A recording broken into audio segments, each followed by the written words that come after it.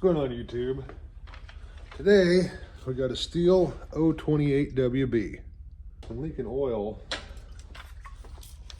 underneath the side cover, and it just leaves a mess wherever I set it. So we're taking off the side cover here. It's 3/4. On this little plate here, you got a retaining screw.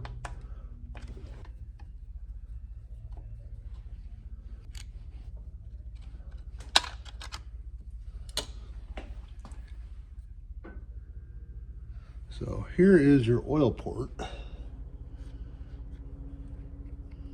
see if I can figure out where this oil's coming from.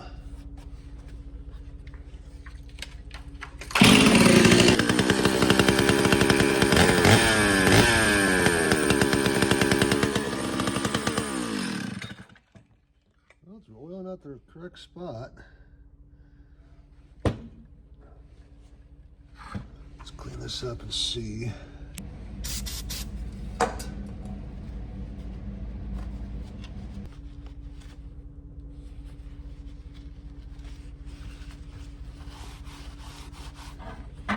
All right, so what we got here is a fairly cleaned up saw.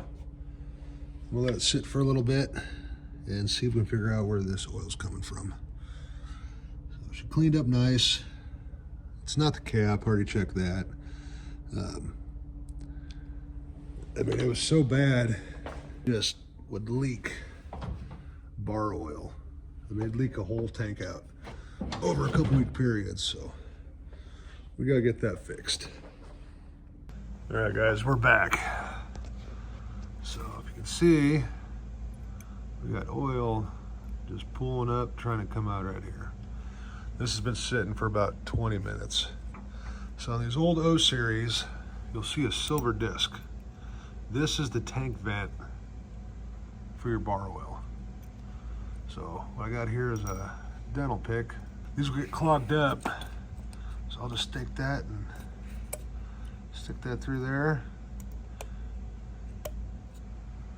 And that'll help with any pressure that's built inside that tank. Or a guy could just crack the cap on the other side, and that should eliminate this trying to leak. So what I'm gonna do now is poke that through there.